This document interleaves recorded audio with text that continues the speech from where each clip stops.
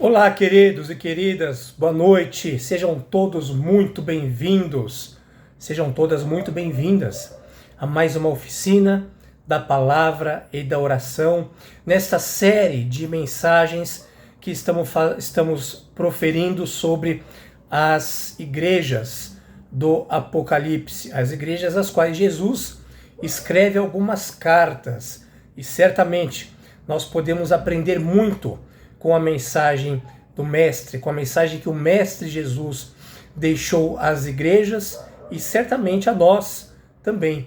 E dando essa continuidade, hoje nós vamos falar sobre a carta à igreja de Filadélfia. Carta à igreja de Filadélfia. Semana passada falamos sobre a carta à igreja de Sardes e hoje carta à igreja de Filadélfia, que está no capítulo 7 de Apocalipse, capítulo 3 de Apocalipse, do versículo 7 até o versículo 13. Apocalipse, capítulo de número 3, do versículo 7 até o versículo 13, que nos diz o seguinte: Ao anjo da igreja em Filadélfia escreva: Estas são as palavras daquele que é santo e verdadeiro, que tem a chave de Davi. O que ele abre, ninguém pode fechar, e o que ele fecha, ninguém pode abrir. Conheço as suas obras. Eis que coloquei diante de você uma porta aberta que ninguém pode fechar. Sei que tem pouca força, mas guardou a minha palavra e não negou o meu nome. Veja o que eu farei àqueles que são sinagoga de Satanás e que se dizem judeus e não são, mas são mentirosos. Farei que se prostrem aos seus pés e reconheçam que eu o amei. Visto que você guardou a minha palavra de exortação à perseverança, eu também o guardarei da hora da provação que está para vir sobre todo o mundo para pôr à prova os que habitam na terra. Venham em breve, retenha o que você tem, para que ninguém tome a sua coroa. Farei do vencedor uma coluna no santuário do meu Deus, e dali ele jamais sairá. Escreverei nele o nome do meu Deus e o nome da cidade do meu Deus, a nova Jerusalém, que desce dos céus da parte de Deus, e também escreverei nele o meu novo nome. Aquele que tem ouvidos, ouça o que o Espírito diz às igrejas. Queridos, queridas, a carta à igreja de Filadélfia, que é uma das igrejas da Ásia Menor, Cristo se dirige de uma forma diferente, como, por exemplo, quando ele fala a Laodiceia ou a Pérgamo, porque esta mensagem é essencialmente positiva, cheia de encorajamento, pela fidelidade dessa congregação. A igreja de Filadélfia, cujo nome significa amor fraternal, representa uma comunidade comprometida, perseverante e íntegra, mesmo em meio a dificuldades e oposições. Eu quero compartilhar com vocês algumas questões sobre o significado dessa carta e suas aplicações no que se refere à nossa espiritualidade, à nossa vida cristã. Primeiramente, o Senhor ele se apresenta como aquele que é santo e verdadeiro. Ele, nesse momento, enfatiza a sua santidade, ele enfatiza a sua fidelidade.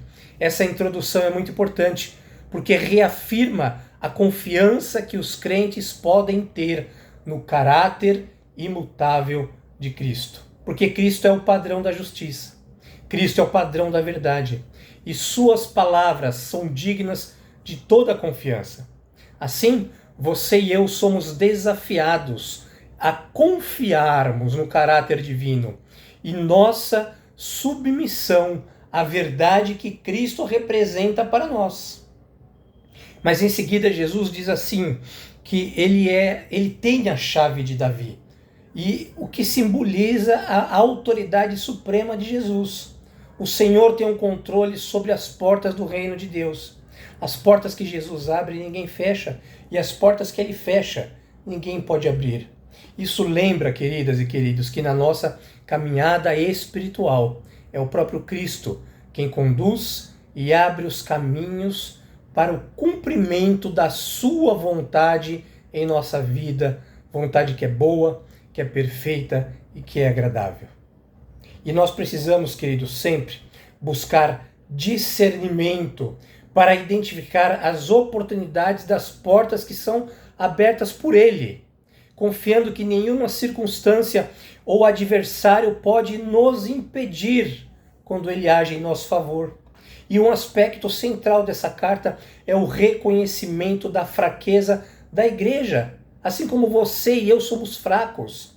Mas olha só que coisa linda que diz o versículo 8. Tens pouca força, entretanto, guardaste a minha palavra e não negaste o meu nome. A igreja de Filadélfia, querida, mesmo com as suas limitações, os cristãos permaneceram fiéis à palavra de Deus. E certamente isso nos ensina que em nossa jornada espiritual, a força verdadeira não está no poder do nosso braço, mas está na fidelidade que permanecemos para com o Senhor. Deus valoriza a nossa obediência, Deus valoriza a nossa constância, mais do que a aparência de força, mais do que a grandeza humana. Ser fiel em meio às fraquezas é o que de fato agrada ao Senhor. E aí no versículo de número 9, Cristo promete que os adversários da igreja, simbolizados como aqueles que são a sinagoga de Satanás, seriam levados a reconhecer que, coisa linda, que Deus ama o seu povo.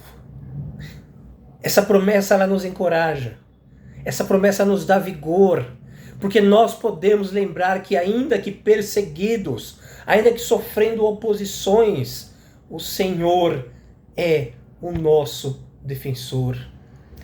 No tempo apropriado, Ele revelará a sua justiça e vindicará aqueles que permanecem fiéis. Não precisamos lutar com as nossas próprias forças, porque o próprio Deus intervirá em nosso favor. Mas Cristo também faz uma promessa belíssima no versículo de número 10. Porque ele diz assim: eu te guardarei da hora da provação que há de vir sobre o mundo inteiro. Essa afirmação certamente transmite para nós uma segurança espiritual inabalável. Filadélfia, por conta da sua fidelidade, receberia a proteção divina durante os seus momentos de dificuldade, durante os seus momentos de tribulação. É claro que isso significa que nós enfrentaremos dificuldades, enfrentaremos tribulações. Você pode nesse momento estar passando por um momento de crise na tua vida, mas em meio a elas é Cristo quem nos guarda, quem nos sustenta, e por isso podemos descansar na certeza que, independente das provações as quais nós passamos, estamos sim sob os cuidados de um Deus que nunca nos abandona. E no versículo 11, a carta continua dizendo assim: conserva o que tens, para que ninguém tome a tua coroa. Coroa essa que representa a recompensa da fidelidade e da perseverança na fé.